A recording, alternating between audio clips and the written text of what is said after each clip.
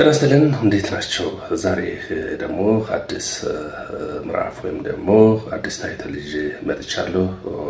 የዛሬ ታይትል ወይም ደግሞ የዛሬ ምዕራፍ አንዱ የአመራር ኳሊቲ ወይም ደግሞ የአመራር ባህሪ የሆነ ታማኝነት የሚል ሀሳብ ይዤ ቀርባለሁ።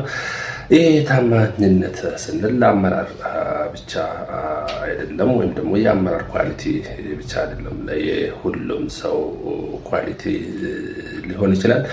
ምክንያቱም ታማኝ የሆነ ሰው ወይም ደግሞ ታማኝነት የተላበሰ ሰው ማህበረሰብ ውስጥ ቅቡልነቱ በጣም ከፍተኛ ስለሆነ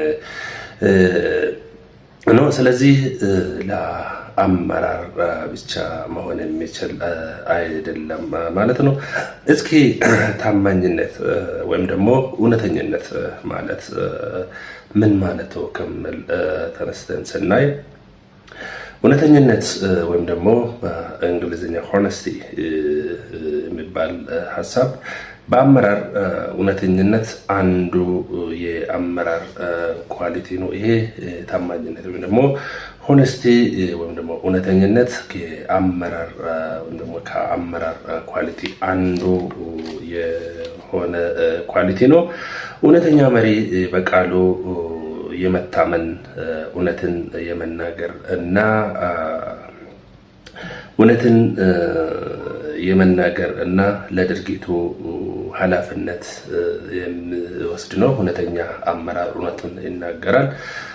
ቃሉ በተጨባጭ የሚታይ ነው። ኃላፊነቱንም በዛ የሚወስድ አመራር ነው ማለት ነው።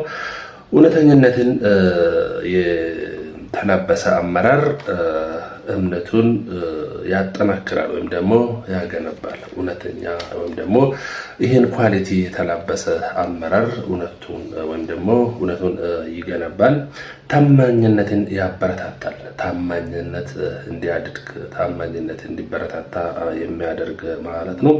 ውሳኔዎችን ግልጽ ያደርጋል። ውሳኔ ሲሰጥ ውሳኔዎች በግልጽ ነው የሚያስቀምጠው ወይ ደግሞ ውሳኔ ሲወስን በግልጽ በእውነት ላይ የተመሰረተ ውሳኔውን ይሰጣል ማለት ነው። ስህተቱን ይቀበላል። ብዙ ጊዜ አንዳንዶች አመራሮች ስናይ ስህተታቸውን አይቀበልም። ነገር ግን ይሄ ኳሊቲ የተላበሰ አመራር ስህተቱን ይቀበላል፣ ከስህተቱም ደግሞ ይማራል ማለት ነው። የመሪነት ተጽዕኖን ያሳድጋል። ሌላ እውነተኝነት ወይም ደግሞ ይህ ኳሊቲ ተጽዕኖን ያሳድጋል። ተጽዕኖ አንድ አመራር ተጽዕኖ እንዲፈጠር